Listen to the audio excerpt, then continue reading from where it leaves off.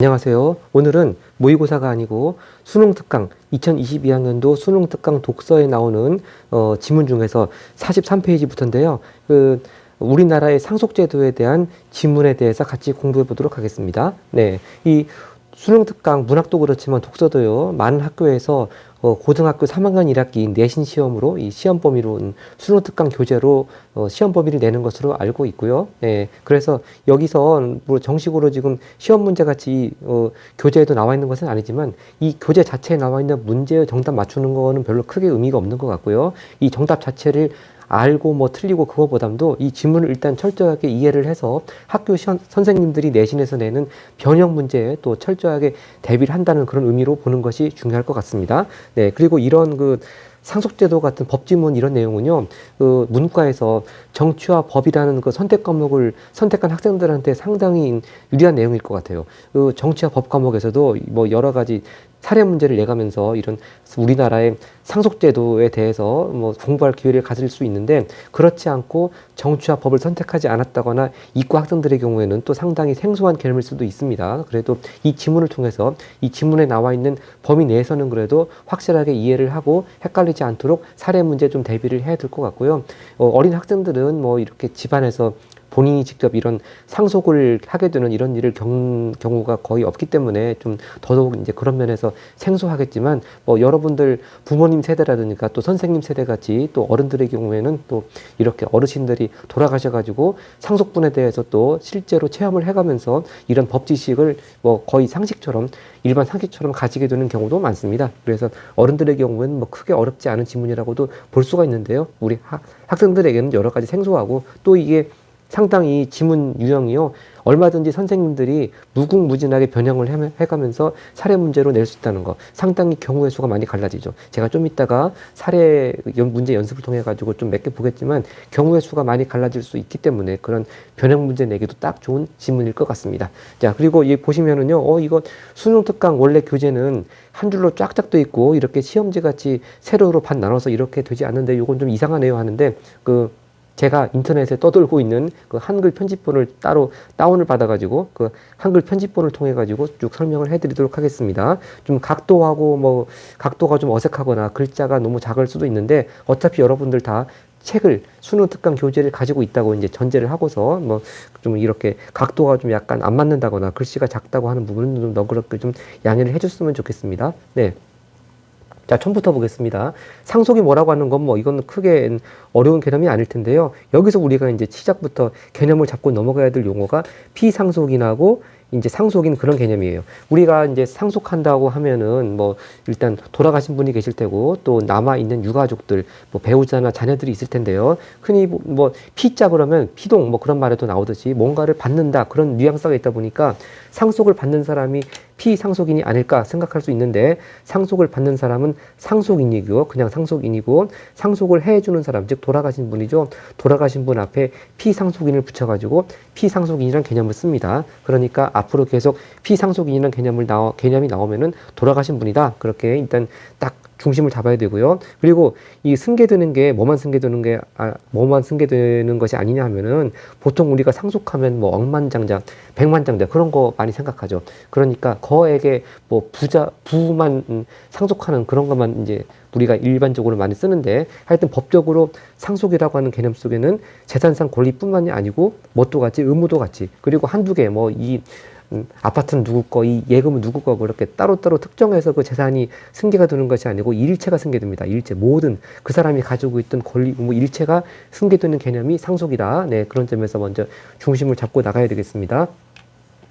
자, 그러면 이게 일문단이요 상당히 긴데 실제 시험에서는 좀 문단을 끊을 것 같아요. 네, 하여튼 이 중간중간에 그 큰 카테고리 차원에서 끊을 수 있는 부분은 끊어가면서 좀 개념을 정리하겠습니다. 제일 먼저 나오는 게 뭐냐면은 상속순위가 나오네요. 상속순위. 자, 상속순위 봅시다. 자, 제일 처음 나오는 게 피상속인의 직계비속이 있겠고 직계존속이 있겠고, 이런 개념이야 뭐 굳이 법률 용어라고 하지 않더라도 충분히 알아야 되겠죠.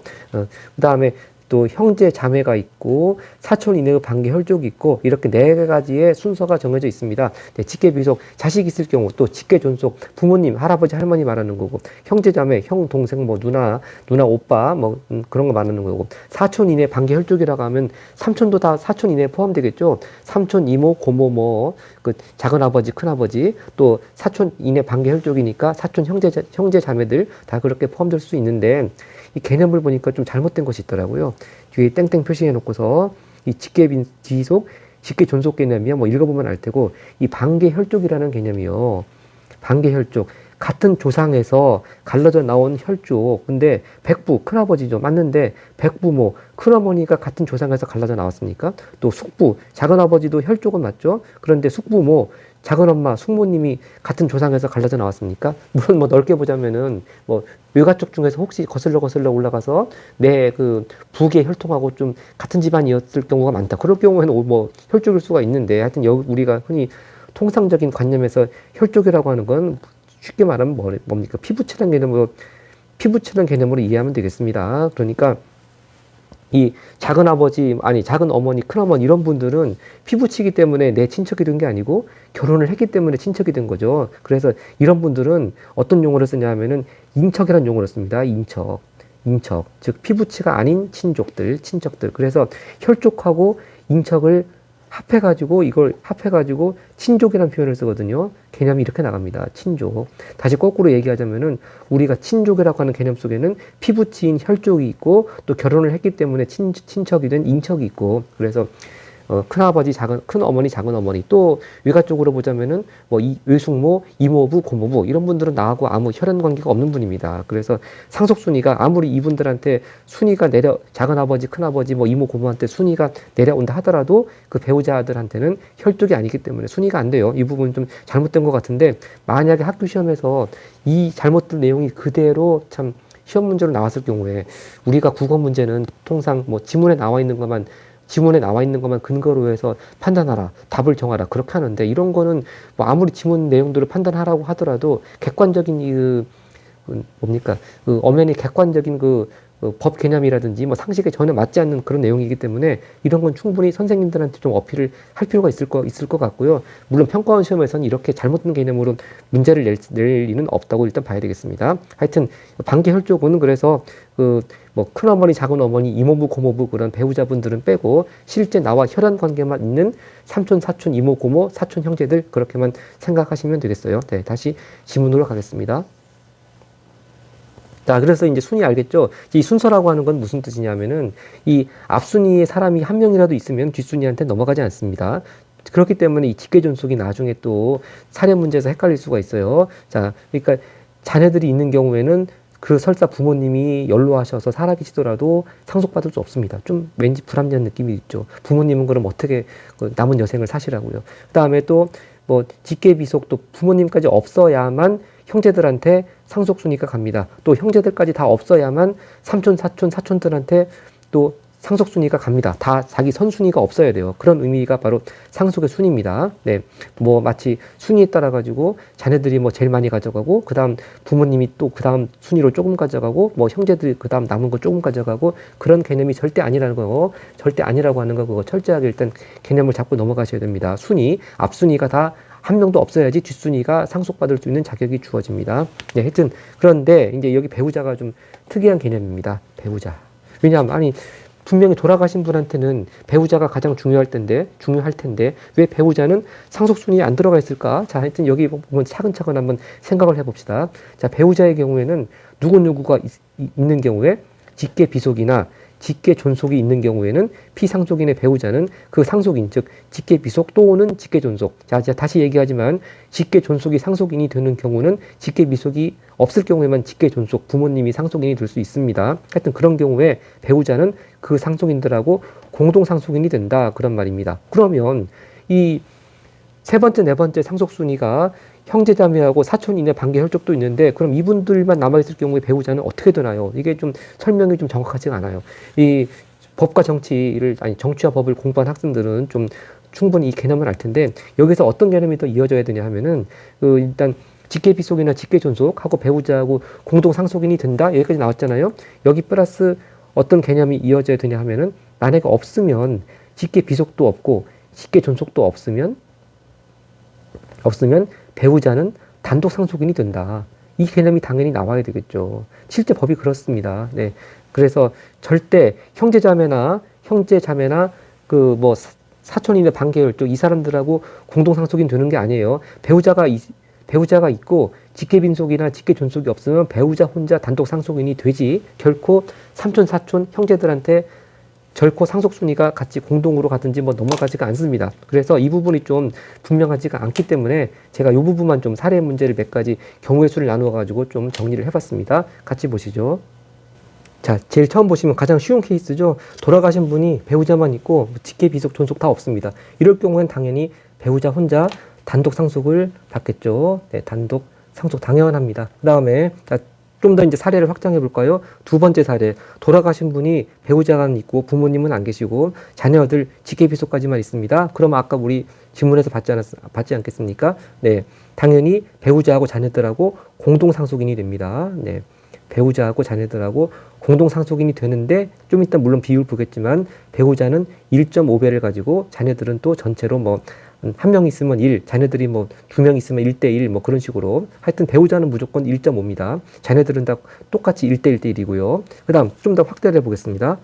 사례 3. 자, 피상속인에게 자녀들은 없고 배우자는 있고 부모님만 계시네요. 네, 이럴 경우에 당연히 아까 지문에 나온 대로 직계 존속하고 배우자하고 역시 공동 상속인 관계가 되겠죠. 네, 그런데 이때에도 상속분은 나중에 나오겠지만 상속분은 배우자는 1.5가 되고 부모님 한 분만 계시다면 뭐 부모님이 1.5대 배우자와 1.5대 1로 가질 테고 부모 두 분이 더 살아계신다면은 배우자 1.5, 부모님은 또 동등한 순위니까 1대1 이런 순위가 되겠습니다. 그 다음 또 좀 더 확장한 사례를 보겠습니다. 네.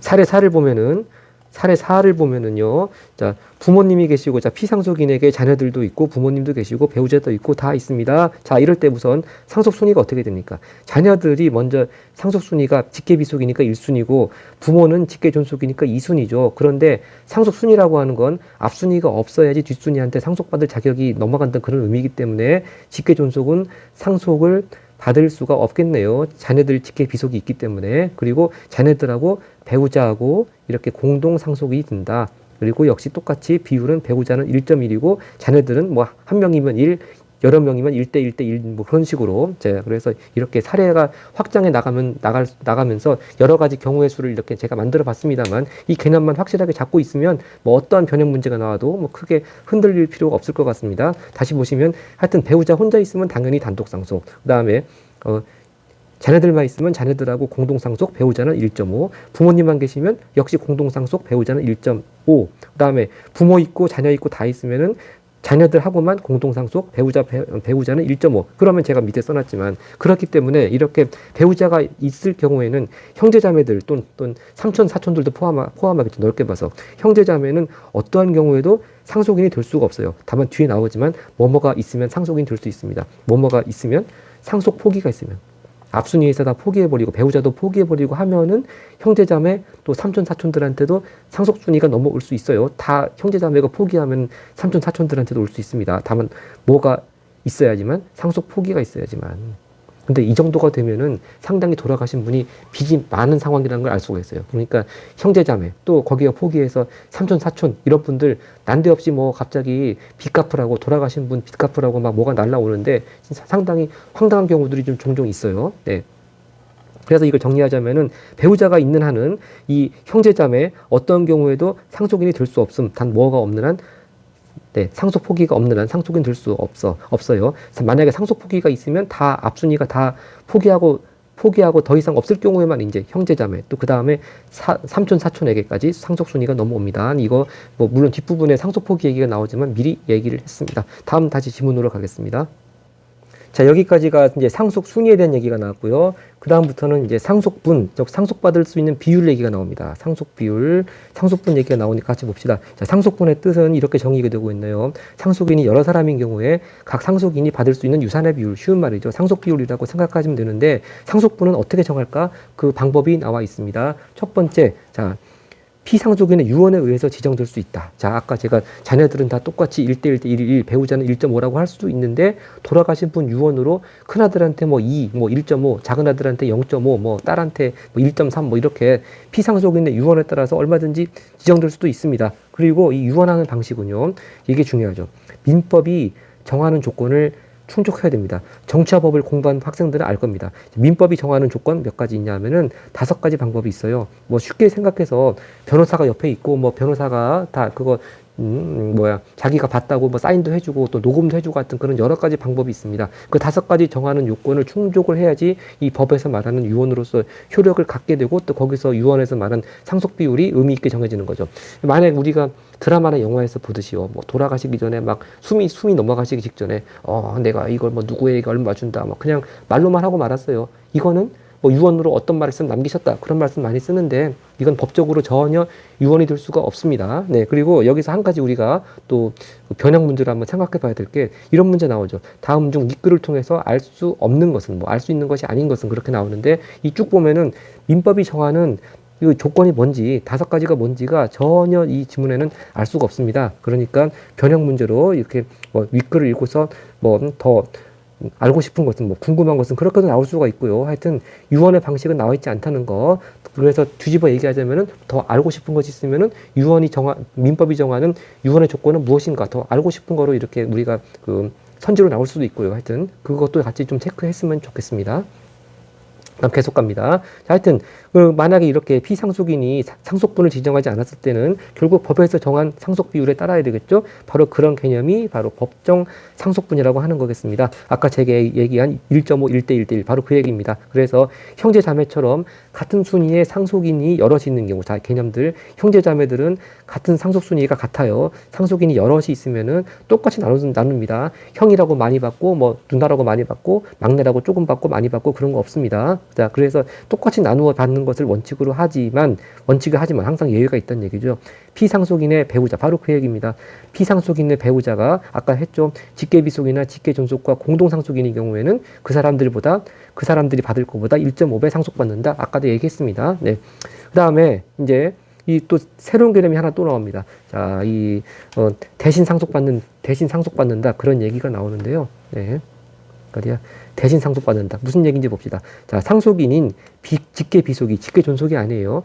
예를 들어서 아까 이제 우리 문제 3번 문제가 바로 그런 사례죠. 자, 상속인 될 사람이 피상속인보다 먼저 돌아가셨어요. 그럴 경우에 그 상속인이 받았어야 될 상속분을 그 사망한 상속인, 즉 사망한 자녀의 배우자하고 직계비속이 대신 받는 것이 바로 대신 받는 제도가 있다. 아마 이것도 우리 정치화법 공부하신 학생들은 알겠지만 이거 보고 대습상속이라고 하죠.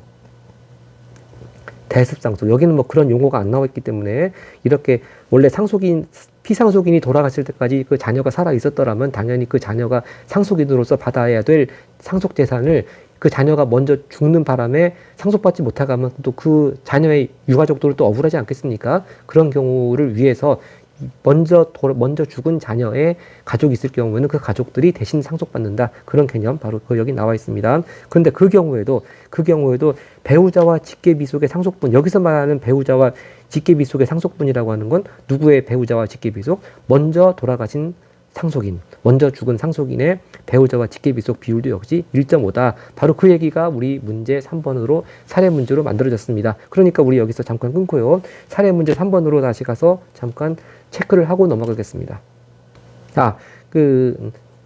사례 문제 3번을 보기 전에 여기 기여분이라는 개념이 또 하나 나오니까요. 상속받을 그 비율 관련돼서 기여분이라는 개념이 나오고 이것도 문제 나오니까 기여분 개념 본 다음에 3번 사례 문제 보는 게 좋겠네요. 자, 그런데 또 하나의 또 새로운 개념이 나옵니다.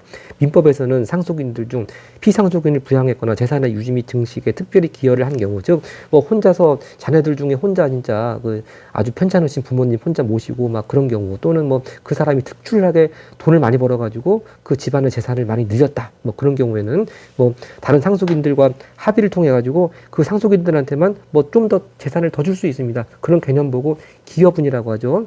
그래서 그렇게 기여분을 정하는 것은 다른 상속인들과 합의를 통해 정해지는 것이 일반적인데, 그럼 합의가 안 되는 경우도 많겠죠. 요즘같이 참 먹고 살기 힘든데 어느 특별한 뭐 자식 한 명한테 그렇게 다 뭐 다는 아니지만 뭐 조금이라도 더 주는 거 뭐 상당히 좀 그거 가지고 싸우는 가족들도 많이 있을 것 같아요. 그래서 하여튼 그 합의를 통해 정해지는 것이 일반적인데 합의를 통해 정하지 않으면 결국 법원에 가서 더 달라고 하는 수밖에 없겠죠. 하여튼 그렇게 기여분이 인정되면은 이게 중요합니다.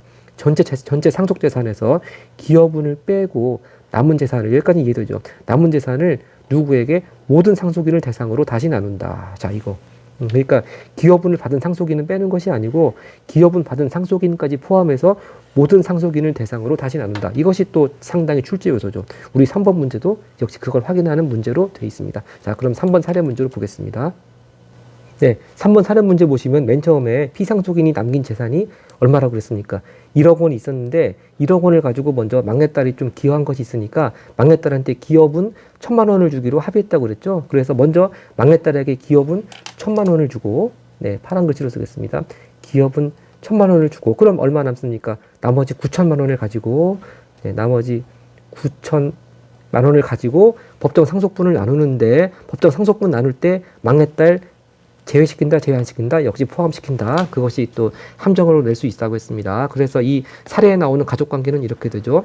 피상속인이 계시고 배우자도 계시고 큰아들이 있고 둘째 아들이 있고 또 막내딸이 있는데 둘째 아들은 이미 피상속인이 돌아가시기 전에 사망을 하셨습니다. 그리고 이 둘째 아들한테도 배우자가 계시고 또 딸이 있네요. 자, 바로 대신 상속받는 제도를 같이 알아보는 그런 문제입니다. 하여튼 9천 원을 가지고 나누는데, 자, 일단 배우자는 얼마 비율을 받는다? 1.5. 배우자는 1.5를 받아가고, 일단 큰아들은 1을 받아야 되고, 또 둘째 아들도 다 같은 순이니까 1이고요. 막내딸도 1입니다. 자, 일단 이렇게 크게 틀을 잡아놓고요. 1.5 대 1 대 1 대 1 하고, 그러면은 지금 9천만 원이 남았잖아요. 배우자가 1.5면은 이거 전체 다 합하면 한번 계산해보면 이게, 배우자가 분수로 9분의 3이 됩니다. 9분의 3. 예. 뭐 따로 계산할 시간이 없기 때문에 일단 결론만 얘기합니다. 배우자는 9분의 3이니까 9천만 원의 9분의 3 얼마예요? 3천만 원이죠. 배우자 3천만 원 가져갑니다. 3천만 원. 그 다음 나머지는 이제 1대 1대 1이니까 이게 분수로 바꿔보면은 9분의 2, 그 다음에 둘째 아들도 원래 9분의 1을 받아갔었어야 되고 막내딸도 9분의 2가 상속분이 됩니다. 네. 자, 이렇게 이제 그러면 큰아들 9분의 2면은 얼마입니까? 큰아들 2천만 원 받아갈 수 있죠. 상속분. 자, 그리고 둘째 아들도 9분의 2니까 2천만 원을 받아갈 수 있는데, 자, 여기서 포인트죠. 2천만 원 받아갈 수 있는데 먼저 돌아가셨어요. 그런데 그래 다행인지 아닌지 모르겠지만 배우자하고 딸이 남아 있었습니다. 그래서 그럼 이 2천만 원을 놓고 또 배우자하고 딸이 2천만 원을 놓고 배우자하고 딸이 1.5와 1.5와 1로 또 나누어 가져야 됩니다. 그러면 이게 어떻게 되겠습니까? 배우자하고 딸이 1.5와 1로 나누어 가지면 요거 계산해 보면요. 배우자는 2천만 원 중에서 1.5 대 1이면 1,200만 원이고요. 딸은 그럼 나머지 800만 원을 갖게 됩니다. 네. 자, 그 다음에 막내딸의 경우도 9분의 2니까 큰아들과 마찬가지로 2천만 원. 네. 자, 이렇게 해서, 네, 다시 한번 중심을 잡자면은, 자, 이 배우자는 항상 1.5다. 자기하고 공동 상속할 사람들하고 1.5다. 나머지 같은 순위의 형제 자매들 경우에는 다 똑같다. 근데 피상속인이 돌아가시기 전에 먼저 이제 뭐 돌아가신 자녀가 직계비속이 있을 경우에는 다 뭐 직계비속이 있는데 그 배우자하고 자녀들이 또 있을 경우에는 그 먼저 죽은 직계비속이 받을 그 상속분을 가지고 또 1.5 대 1 대 1 뭐 그런 식으로 또 나눠 가진다. 그런 개념이 그대로 적용되는 문제였습니다. 그래서 제가 좀 더 이제 사례를 확장해서 이제 변형 문제로 나올 수 있을 거니까 좀 적어봤는데, 만약에 여기에 피상속인의 부모님이 계신다. 또 형제자매가 있었다. 이런 분들한테 상속될 수 있겠습니까? 없죠. 예, 엄연히 직계비속이 있으면은 배우자하고만 공동 상속되지 부모님이나 형제자매한테는 상속이 될 수가 없겠습니다. 예, 그래서 이 사례에서는 직계비속, 형제자매 누구한테도 상속이 될 수 없다는 점. 그 다음에 또 우리가 변형 문제로 생각할 수가 있는 게, 뭐 여기서는 피상속인이 돌아가신 다음에 남은 자녀들끼리 합의를 해서 막내딸한테 기여분 1,000만 원을 주기로 했다. 뭐 그렇게 얘기가 나옵니다만, 이것도 변형을 해서요. 유언을 해서 돌아가시기 전에 유언을 해서 막내딸한테 1,000만 원 주라. 그렇게 할 수도 있겠죠. 그런데 그런 유언이 민법이 정한 조건을 갖추어서 효력이 있는 경우가 있을 테고 효력이 없는 경우가 있을 테고, 뭐 예를 들어 가지고 유언장 딱 그렇게 보기로 만들어 가지고요. 유언장 어쩌고저쩌고 보기를 만든다든지 아니면 그냥 뭐 돌아가시면서 뭐 숨 넘어가시기 전에 그냥 한마디 그렇게 한 거라든지 그래서 민법이 정한 조건을 갖추지 못했다고 보기의 전제가 주어지겠죠. 이런 식으로 해서 얼마든지 변형 문제를 낼 수 있을 것 같아요. 네. 자, 그 다음에 또 하나 이제 제가 안 적었는데 생각할 것이 있다면은 그 아마 선생님들이 또 이 상속제도의 변천 과정을 또 한번 정치와 법이나 그런 걸 통해서 한번 확인해 보시고 이 상속분의 변천 과정을 또 보기로 줄 수가 있습니다. 상속분의 변천 과정. 이게 그 아마 1990년인가 그때 민법이 바뀌면서 그 바뀌기 전까지는요. 제일 큰 아들 장남한테 1.5가 갔었고 딸 중에서 특히 출가한 딸, 시집간 딸한테는 0.25, 4분의 1밖에 주어지지 않았습니다. 아마 개념이 뭐 그 혼수로 가져간 것도 있고 그다음에 어차피 시댁에 가서 시댁 재산 물려받을 거 아니냐 뭐 그런 좀 그 남녀 차별하는 그런 좀 그 사고방식에서 아마 그런 상속분 제도가 아마 유지가 됐던 것 같은데 하여튼 그런 지금 같이 똑같은 형제들은 다 무조건 1대1 그런 것이 아니고 그 법이 바뀌기 전에 상속분의 변천 과정을 또 보기로 주어지고 만약에 옛날 같았으면은 만약에 여기서 막내딸이 결혼했다고 한다면 얼마 받아갔을까 뭐 그렇게 비교하는 문제도 얼마든지 낼 수가 있겠고요. 그 다음에 또 이 사례를 통해서 추론할 수 있는 게 하나가 또 있습니다. 자, 여기 둘째 아들이 피상속인보다 먼저 돌아가셨다고 하지 않겠습니까? 그러면 이거로부터 알 수 있는 것은 뭐 하놓고서 이 둘째 아들의 배우자하고 딸은 둘째 아들의 고유 재산, 둘째 아들 자신의 개인적인 고유한 재산으로부터도 이미 상속을 받았겠군. 요 말 됩니다. 이 둘째 아들 나름대로 또 배우자하고 딸과의 관계에서는 피상속인이 이미 됐죠. 그래서 여기 좀 제가 보충해서 볼까요? 둘째 아들도 이 배우자하고 딸과의 관계에서는 엄연히 이미 앞전에 피상속인이 되었을 거기 때문에 이 둘째 아들의 배우자와 딸은 둘째 아들이 가지고 있었던 남 또는 남긴 재산으로부터 1.5대 뭐 1로 이렇게 비율로 상속을 받았겠군. 그러니까 이 배우자하고 딸은 둘째 아들의 배우자하고 딸은 둘째 아들이 남긴 재산으로부터도 상속을 받았고 이미 받았고 그다음에 이 배우자한테는 시아버지겠죠. 피상속인이 돌아가시면서 남긴 재산 중에서 둘째 아들, 남편이 받을 수 있었던 몫을 기준으로 해가지고 또 1.5대 1로 또 이렇게 받을 수 있고 이렇게 추론할 수 있어야 됩니다. 네, 그런 문제도 얼마든지 낼 수 있을 것 같아요. 자, 이렇게 해서 이 문제 3을 통해서 그리고 아까 상속분 얘기 나오면서 우리 같이 봤던 그 개념들 토대로 해가지고 중심 잡을 건 중심 잡고 여러 가지 변형 문제도 같이 생각해봤습니다. 이제 그 다음부터 나올 개념은 좀 뭐 쉽게 읽을 수 있기 때문에 빨리빨리 보겠습니다. 자, 계속 보겠습니다. 이제 상속인이 채무를 포함한 아까 얘기했어요.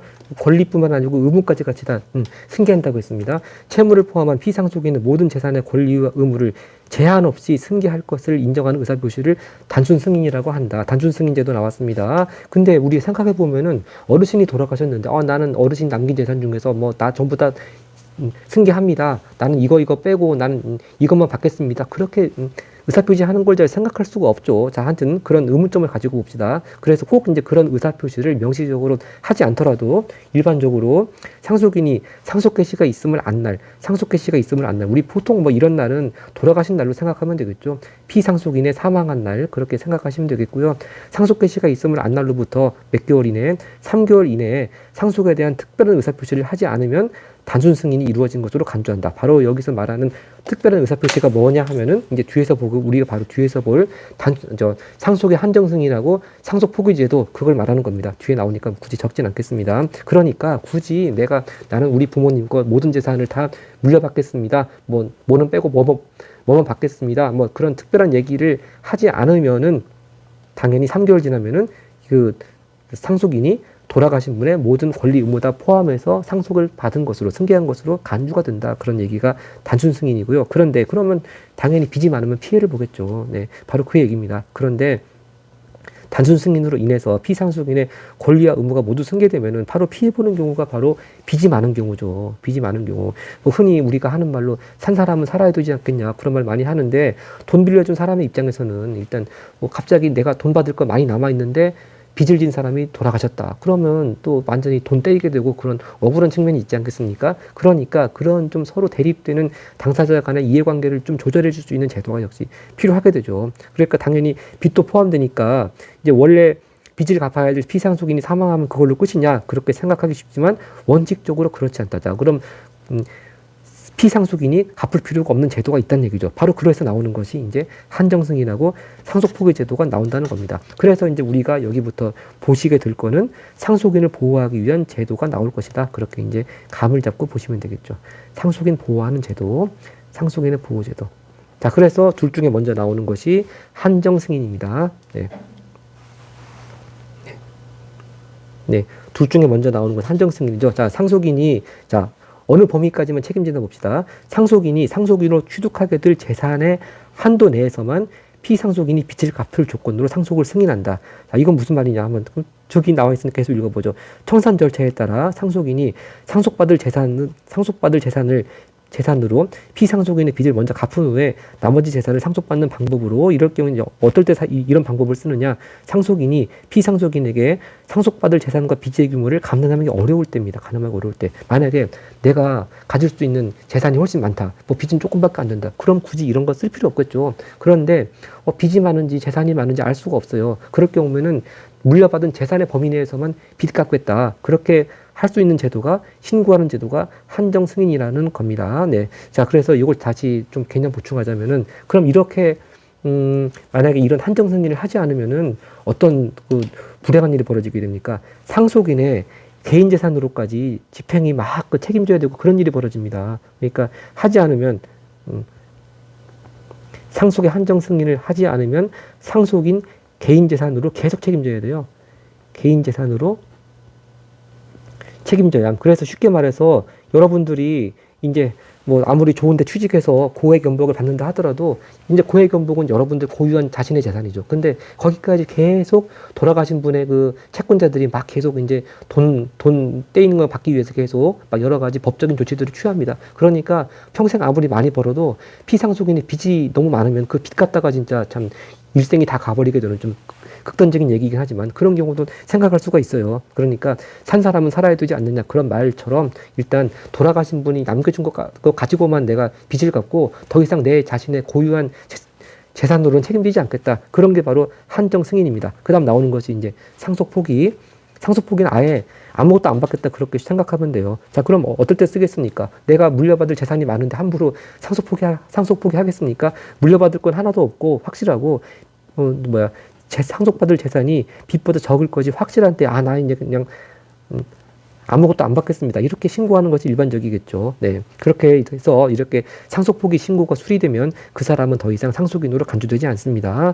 그 다음에 또 부연 설명이 나옵니다. 즉, 앞순위의 단독 상속인이 상속을 포기하면, 아까 제가 사례에도 적었지만, 자, 앞순위가 포기해야지만 뒷순위한테 순서가 간다고 했습니다. 또는 앞순위가 없거나 상속 포기하면 피상속인의 재산이나 빚은 다음 순위한테 넘어갑니다. 자, 그리고 이제 또 다른 경우, 공동상속인 중 형제자매를 생각해 보세요. 공동상속인 중에 한 상속인이 상속을 포기한 경우에는 그 포기된 상속분, 아까 전에 이제 뭐 형제가 3명 있다고 그러면 3명은 똑같이 1대1 대 1이니까 3명 사이에는 3분의 1, 3분의 1, 3분의 1이겠죠. 근데 한 명이 포기했어요. 그러면 이제 그 3분의 1은 어디로 가느냐?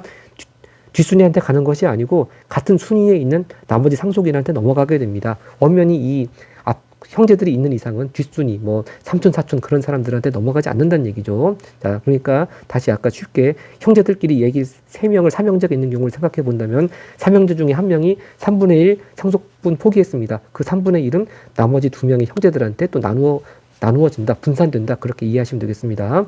즉, 다시 이 부분 정리하자면은 상속 포기가 있을 경우에 앞순위가 다 포기해버리면 뒷순위한테 상속순위가 가게 되고, 공동 상속인들 중에서 그러니까 서열이 같은 상속인들 중에서 한 명이 포기하면 그 포기한 몫은 나머지 상속인들한테 나누어서 분산되는 것이지 뒷순위한테 넘어가는 것이 아니라는 건, 네, 확실히 이해하셨죠? 그 다음에 이제 결국은 모두가 다 포기해버리면 어떻게 될까? 이렇게 상속 자격을 가지는 모든 상속인들이 다 상속 포기해버리게 되면은 피상속인의 재산이나 빚은 결국은 나라가 또 청산하는 절차를 진행할 수밖에 없겠습니다. 네. 자, 이제 이렇게 해서 이제 상속인을 보호하기 위한 제도를 쭉 봤는데, 계속 나오네요. 그렇다면 여기 한정 승인이나 상속의 포기는 아무 때나 할 수 있는 것일까? 이런 문장을 왜 냈겠습니까? 아무 때나 할 수 없으니까 이제 이렇게 물음표 달고 문단을 시작하겠죠. 아무 때나 할 수 없습니다. 자, 봅시다. 피상속인에게 재산은 없고 빚만 있다면 당연히 상속 포기할 그런 사정인데 이건 뭐가 특징이냐면 미리 돌아가시기 전에 미리 할 수 있지 않을까? 나 뭐 아버지 재산 물려받지 않겠음을 약속합니다. 이렇게 할 수 있지 않을까? 할 수 없다는 얘기입니다. 자, 어느 때만 할 수 있느냐? 법에서 정해놓은 기간에만 할 수가 있어요. 바로 법에서 정해놓은 기간 아까 말했듯이 3개월이었습니다. 즉 상속의 한정 승인이나 상속 포기는 상속 개시가 있음을 안 날, 다시 말하면 돌아가신 날 생각하면 되겠어요. 3개월 내에 신고는 어디다 합니까? 법원에다가 해야 되겠죠. 신고해야 하고 그 기간 지나면 아까 어떻게 한다고 했어요? 단순 승인한 것으로 간주된다. 똑같은 얘기입니다. 그래서 미리 상속 개시되기 전에 돌아가시기 전에 돌아가실 분하고 상속받을 사람하고 나 이거 안 받겠습니다. 약정하더라도 효력이 없다. 네, 꼭 돌아가신 후에 또 상속 개시 있음을 안 날 후에 3개월 내에 이런 신고를 해야 됩니다. 다만 이제 상속 순위가 뒷사람이 뭐 앞사람보다 먼저 할 수 있어요. 나 분명히 앞사람이 포기할 것 같은데 저 앞사람이 포기할 때까지 앞순위가 포기할 때까지 기다렸다간 혹시 3개월 넘어갈 수도 있어. 그럴 경우에는 내가 미리 그냥 3개월 내에 뒷순위가 신고할 수 있는 거죠. 포기하겠다고. 그다음에 또 같은 상속순위 내에서는 상속 포기 순서 정해져 있지 않다. 즉 형이 먼저 포기해야지 뭐 동생도 포기할 수 있고 그런 것이 아니고 동생도 먼저 포기할 수 있다. 그런 얘기. 그 다음에 그런 얘기죠. 같은 상속순위 내에서도 상속 포기 순서 정해져 있지 않다. 또한 피사 이게 중요하죠. 그러면 나는 빚이 이렇게 많은지 몰랐는데 막 갑자기 3개월 지나가지고 법원에서 뭐가 날라오고 막 이렇게 빚 갚으라고 날라오는 거 보고 이때서야 비로소 알았어요. 그럴 경우엔 좀 보호해줘야 되겠죠. 이런 경우입니다. 빚이 많음을 중대한 과실 없이 몰랐어요. 그럴 경우에는 자 상속 개시가 있으면 안 날로부터 3개월로 치면 좀 억울할 것 같으니까 빚이 많음을 상속 재산보다 빚이 많음을 안 이유로 3개월 내에 한정 승인할 수 있도록 하는 제도가 바로 특별 한정 승인이라고 하는 거. 특별 한정 승인 그런 제도가 또 상속인 보호를 위해서 마련하고 있다는 거. 그래서 그냥 한정 승인하고 특별 한정 승인하고 언제부터 3개월인지 또 어떤 요건이 있어야 되는지 중대한 과실이 없어야 됩니다. 그냥 가벼운 과실이 있으면 안 돼요. 네. 하여튼 이렇게 해서 그 상속인 보호하기 위한 제도 한정 승인, 상속 포기, 특별 한정 승인까지 그 차이점, 공통점 같이 봤습니다. 필요한 요건. 자, 우리가 OX 문제 같은 문제가 1번 있으니까 그것까지만 본 다음에 마치겠습니다. 자, 1번 문제. 1번의 가번.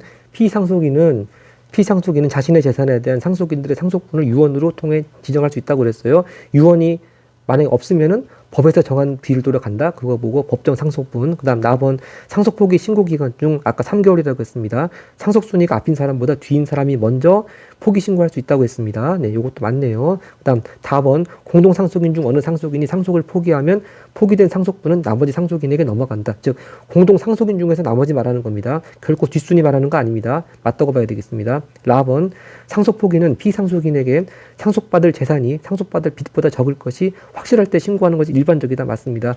4번 상속 포기는 피상속인의 사망 전에 미리 약정할 수 없다고 그랬죠. 이거부터 틀렸네요. 그리고 한정 승인은 피상속인의 사망 3개월 내에 신고해야 된다. 자, 상속 개시가 있음을 안 날, 이 바로 사망일로 보면 되니까 이건 뒤에 건 맞는데 앞에 거 틀렸네요. 그 다음 마지막 4번 한정 승인이나 상속 포기 신고 기간이 지나면 피상속인의 재산상 권리 의무가 모두 상속인에게 승계되는 것이 원칙이다. 이걸 다른 말로 하면은 뭘 한 것으로 간주가 된다. 단순 승인을 한 것으로 간주가 된다. 그런데 이제 여기서 원칙이라는 말로도 알 수 있듯이 예외가 뭐였냐면은 한정 승인이나 상속 포기 기간이 지났더라도 뭔 할 수 있다? 특별 한정 승인 할 수 있다. 다만 그 요건이나 기간도 제한이 있다고 했습니다. 자, 그래서 요 OX 문제 같은 거 5개 같이 봤고요. 얼마든지 우리가 여기 개념만 확실하게 알고 넘어가고 아까 전에 배우자 상속분 같은 거 좀 약간 우리 지문 설명에서 좀 명확하지 못한 부분 아마 선생님들이 실제 시험 문제 낼 때는 또 편집해가지고 좀 알기 쉽게 좀 명확하게 정리해 주실 것 같아요. 하여튼 그런 개념만 딱 확실하게 중심을 잡고 있으면은 어떠한 변형 문제가 나오더라도 쉽게 잘 헤쳐나갈 수 있을 것으로 믿습니다. 네, 고맙습니다.